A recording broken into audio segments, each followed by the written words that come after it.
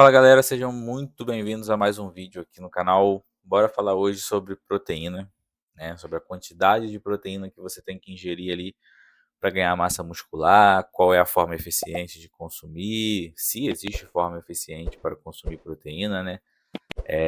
Acho que é um assunto bem importante porque hoje em dia tem uma vinculação muito grande da musculação, do ganho de massa, com a proteína, com a quantidade de proteína. E por que que esse assunto, ele é importante de ser colocado, assim, ser apontado o que que é a verdade, né.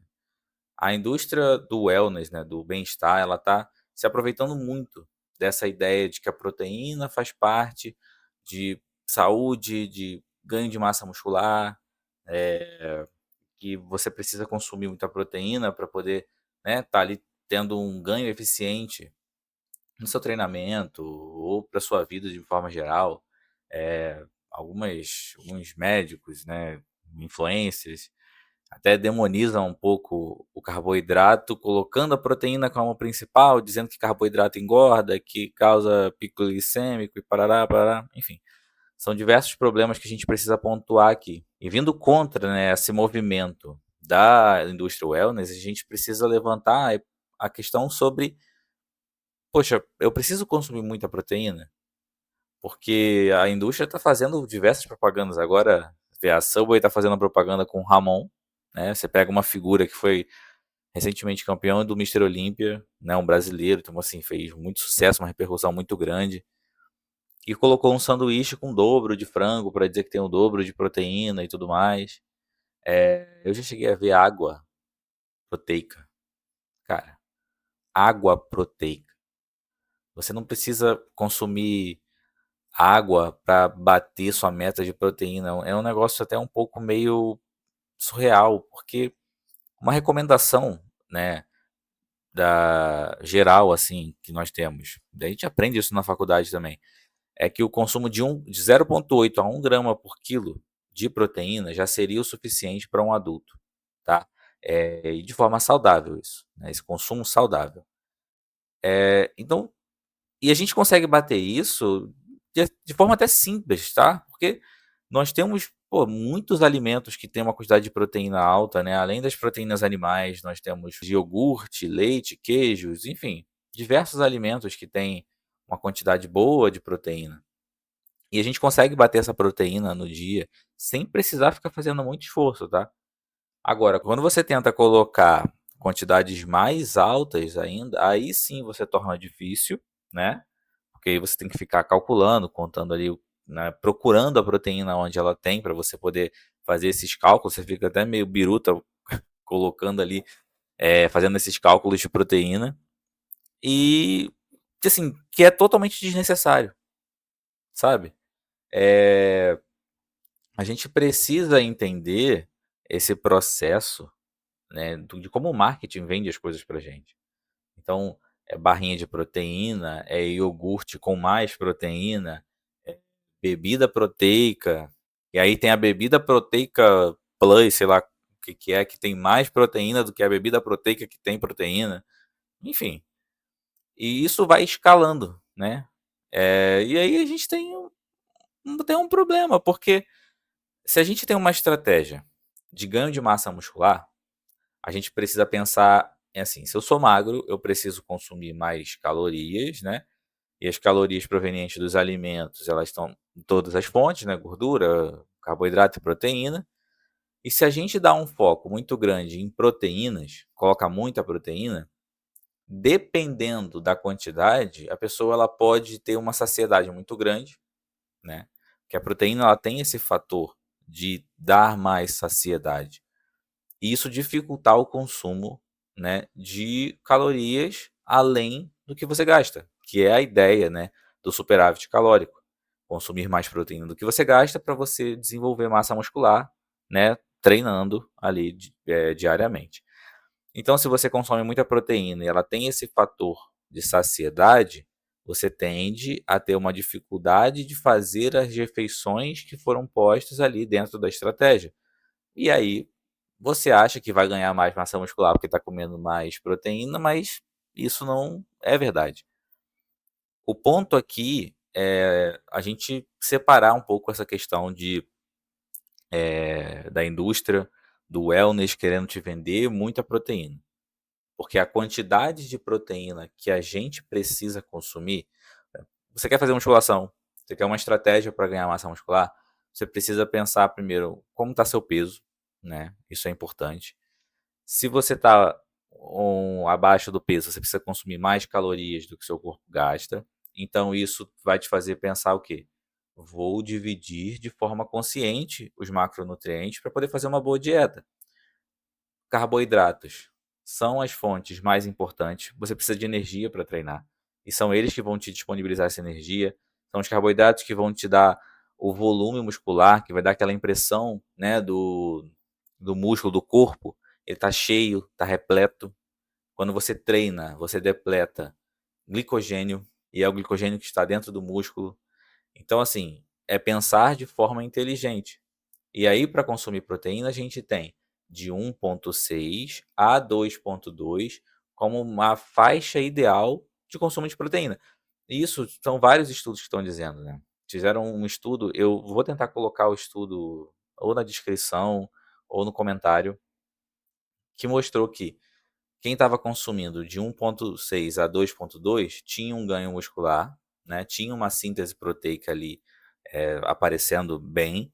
E quem consumia, por exemplo, mais que isso, 3 gramas de proteína por quilo de peso, já não tinha tanta diferença nessa síntese proteica. Então, assim, você não precisa gastar dinheiro, porque acaba que a proteína ela tem um valor muito alto, né? Você acaba gastando muito mais se você quer consumir muito mais proteína do que se fosse carboidrato. E você não consegue, muitas vezes, se você consumir muita proteína, bater a meta de calorias, porque você está ali consumindo, ficando muito saciado. E então a gente precisa colocar a dieta de forma estratégica, porque eu não posso jogar tudo para proteína, porque já foi demonstrado que não tem essa eficiência, né? Você consumir 3 gramas de proteína por quilo de peso já não vai fazer diferença se você consumir 1,6 a 2,2 e você colocar o resto ali de carboidrato. Isso é até melhor, você consegue comer mais frutas, mais vegetais, mais fibras, ter uma dieta mais saudável, mais equilibrada, né? Que no longo prazo isso para você vai ser muito importante, vai ser muito melhor, vai ser muito mais eficiente. Você vai conseguir ter uma coisa que a gente sempre fala, né, para dieta, que é o mais importante. Não é só fazer a dieta por um período de tempo, mas é estar ali constantemente fazendo essa dieta, tendo essa alimentação mais equilibrada, né? Então, dentro desses parâmetros, a gente precisa enxergar que não há necessidade de consumir muita proteína. Então, assim, por que eu resolvi falar só de proteína nesse vídeo? Acabei falando até mais de carboidrato e tal. Porque ela é o centro de desse marketing, desse mundo da musculação, né? Desse mundo do wellness. Ela é o centro da propaganda, é o ponto principal. E aí que as pessoas acham que precisam consumir mais, e aí entram nesse ciclo de procurar fontes de proteína, já que não conseguem na alimentação. Então, eu vou procurar um suplemento, e aí vai ver a água proteica e acha que está sendo saudável e compra água proteica, está gastando muito mais do que deveria, né? A suplementação ela tem que vir como um apoio a uma dieta, a uma estratégia, a sua rotina. Eu tenho uma rotina corrida, a suplementação pode me ajudar a ter uma alimentação um pouco mais rica, né? Isso é importante. Agora, se você consegue fazer suas refeições, provavelmente, muito provavelmente, você vai estar conseguindo ali consumir a quantidade de proteína adequada para fazer né, essa síntese proteica. Outro fator muito importante, né, que eu já ia esquecendo, ainda bem que eu anotei aqui, as fontes de proteína talvez sejam talvez ela seja o fator mais importante do que, vamos botar assim, uma quantidade muito grande. Hoje em dia tem muita gente vendendo, por exemplo, colágeno, né, como, é um bom suplemento para você poder melhorar sua pele, articulação, enfim, sendo que colágeno nada mais é do que uma proteína, e ela é uma proteína cujos aminoácidos não são tão não tem uma cadeia de aminoácidos essenciais que seja melhor, por exemplo, do que um whey protein, né, do que uma proteína do soro do leite ou da soja. Ou seja, ela é mais pobre, vamos colocar assim, do que o whey. Então você não precisa gastar dinheiro. Ah, eu vou comprar whey, vou comprar colágeno. E aqui eu falo mais para as mulheres, né, que é o público que é mais atingido aí pela ideia do colágeno, para conseguir esse, esses aminoácidos essenciais. Então é um fator muito importante. O tipo de proteína que você consome vai te gerar um consumo de aminoácidos essenciais necessários. Proteínas animais são biologicamente mais ricas, né, nesse sentido de aminoácidos essenciais. Tem algumas proteínas vegetais que sim suprem essa necessidade muito bem. A proteína da soja, por exemplo, ela é muito eficiente, tem o perfil de aminoácidos muito parecidos com as proteínas animais, né, frango, carne. E aí, o whey protein, né, tudo isso é uma escolha muito importante. Quem é vegano consegue sim algumas fontes através de algumas suplementações, através da proteína da soja, mas aí algo um pouco mais específico, ela precisa de um acompanhamento talvez, e aí eu já estou falando assim, dentro dessas necessidades, de um nutricionista que tenha um entendimento maior, né, sobre essa área do veganismo, que é uma área muito específica. Quem é vegetariano, não come só carne, aí você tem ovo, leite, queijo, né, que a gente chama de ovo lacto vegetariano, consegue sim proteínas, que sejam ricas, né, em aminoácidos essenciais. Então, um fator que vai além da quantidade de proteína que você tem que consumir é o fator de qual tipo de proteína você está consumindo, né, que vai te entregar ali os aminoácidos que geram a síntese proteica. Então, para a gente poder já ir fechando esse vídeo, vamos tentar entender isso da melhor forma possível. Vamos tentar colocar na nossa dieta ali a quantidade adequada de proteína, uma distribuição inteligente de proteína. Eh, tinham estudos, né, antigos, várias pessoas acompanhavam que você precisava dividir a proteína, comer 20, 30, porque a partir disso o seu corpo não absorvia mais. Isso aí já caiu, né? Vários estudos já mostram que você consumir quantidades superiores a 30 gramas de proteína não vai fazer assim essa diferença. Você vai conseguir, seu corpo vai absorver, talvez de formas distintas, só que é muito mais inteligente, aí entra essa parte da estratégia, você porcionar, né, dividir essas proteínas ao longo do seu dia. É uma estratégia mais inteligente, né? Não que você não vá conseguir aproveitar aquela proteína numa refeição só, né, em quantidades altas, mas dividir para que você tenha o consumo de proteínas ao longo do dia, que seja mais fácil de consumir, e por ser por ter o fator da saciedade, talvez aquela refeição bem porcionada, bem dividida, você consiga ali consumir a quantidade de calorias diárias necessárias, dividindo ao longo do dia essas calorias em proteínas. Então, o mais importante vejam as fontes que vocês estão consumindo, é a quantidade de proteína em cada refeição para cada estratégia específica. Se você consegue consumir uma grande quantidade, tudo bem. Acho que você não precisa, né?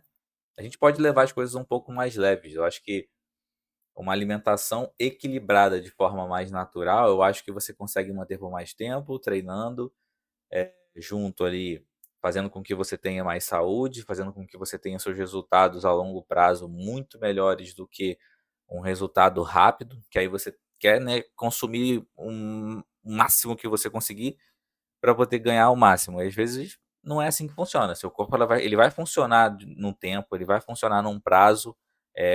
A genética de cada pessoa vai mostrar isso ao longo do tempo também. Genética é um fator que acaba influenciando. Ela não vai dizer assim se você ter, vai ganhar músculo ou não, se você vai ser saudável ou não. Acho que você tem que fazer o exercício e pensar que você está ali buscando como consequência a sua saúde. E aí, nesse caso, a genética ela só vai entrar em alguns fatores específicos, né? Tem gente que tem mais receptor para, por exemplo, o que eu falei da texto no vídeo passado.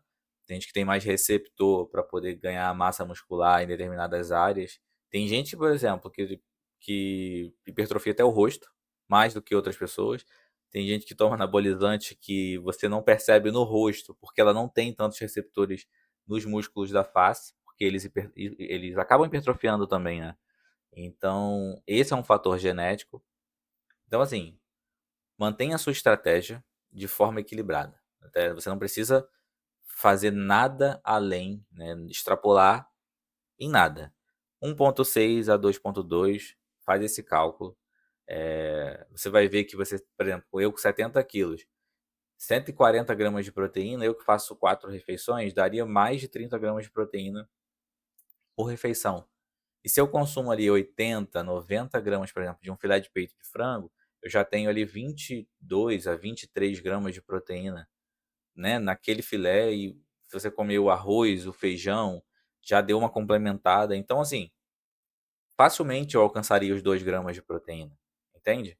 Então, se você faz esse cálculo e joga, por exemplo, para os carboidratos e para as gorduras, você, por exemplo, no caso do carboidrato, você vai ter mais glicogênio, vai ter mais energia, vai treinar melhor, vai conseguir consumir alimentos, fontes de fibra, vai ter um funcionamento intestinal mais interessante, né, nesse caso, do que ficar consumindo muita proteína ou só proteína. Então, o importante desse vídeo aqui é você tirar dele a ideia de que você precisa ter uma estratégia inteligente e bem separada, né? Eu acho que é isso que é o mais importante. Não ficar nessa noia de consumir alimentos proteicos ou super proteicos, água proteica. Porra, isso não faz o menor sentido, água proteica. Então, é isso, galera. Eu acho que esse vídeo já deixou bem claro o que eu queria passar aqui para vocês. Não precisa consumir muita proteína, tá? Não precisa ficar louco achando que precisa bater 2,5, 3 gramas de proteína por quilo de peso, porque não precisa. Os carboidratos, para quem treina, não são os inimigos, então você pode colocar uma quantidade maior de carboidrato nas suas dietas, porque é assim que vai melhorar o seu desempenho, tá? Você não vai engordar mais porque você comeu mais carboidrato do que proteína. Dentro de uma dieta equilibrada, bem equilibrada, ainda que você esteja em superávit calórico, a tendência é que o seu corpo, você treinando, ele aproveite muito mais os nutrientes que você está consumindo, né? Então, seja inteligente na hora de comer.